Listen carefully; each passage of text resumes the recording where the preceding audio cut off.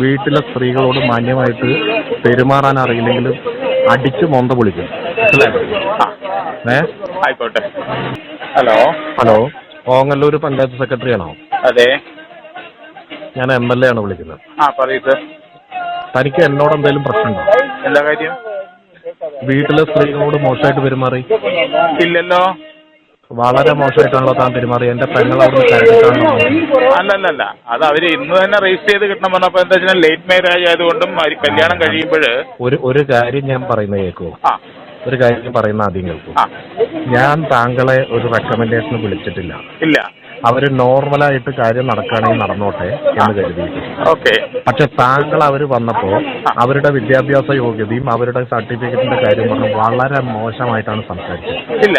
തനിക്ക് എന്തെങ്കിലും രാഷ്ട്രീയപരമായിട്ട് എന്നോട് പ്രശ്നമുണ്ടെങ്കിൽ വീട്ടിലെ ഒരു മിനിറ്റ് കേൾക്കണോ?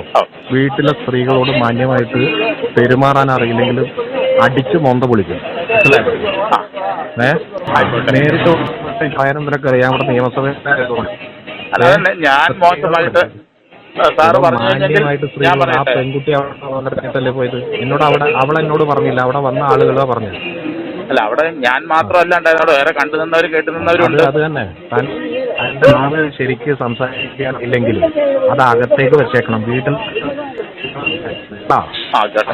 വേണ്ടില്ല. ഈ വർത്താനം പറഞ്ഞിട്ട് വന്നു കഴിഞ്ഞാണ്ടല്ലോ ഞങ്ങൾക്കും സംസാരിക്കാൻ വന്നിട്ട് നേരെ മോന്തയ്ക്ക് രണ്ട് തന്നിട്ടേ സംസാരിക്കുള്ളൂ. എന്റെ മാത്രമല്ല, താനും മെമ്പർമാരോട് മോശമായിട്ടാ പറഞ്ഞിട്ടുള്ളത്. ആ മുസ്തഫ മെമ്പറോട് എത്ര മോശമായിട്ടാ സംസാരിച്ചു? അവിടുത്തെ മറ്റു മെമ്പർ സ്ത്രീകൾ ആസീന മെമ്പറോട് എത്ര മോശമായിട്ടാ സംസാരിച്ചു? ഇതൊന്നും ഞാൻ അറിയുന്നില്ല എന്നല്ല. ഞാനെന്ത് ആൾക്കാരോട് മോശമായിട്ട് സംസാരിക്കാനായിട്ട് വല്ല കരാറെടുത്ത പോലെയാണല്ലോ മെല്ലെ സംസാരിക്കുന്നത്. അത് തന്നെ മോശമായിട്ട് പലരും സംസാരിച്ചിട്ടുണ്ട്. അത് അവിടെ വീട്ടിൽ വെച്ചേക്ക്. ഓഫീസിൽ ജോലി ചെയ്യുന്ന ആളാണ്. അതെനിക്കറിയാം, നല്ല ബോധ്യമുണ്ട്. ഞാൻ ആരാണെന്ന് ഞാൻ എങ്ങനെ പെരുമാറിയെന്ന് നല്ല ബോധ്യമുണ്ട്.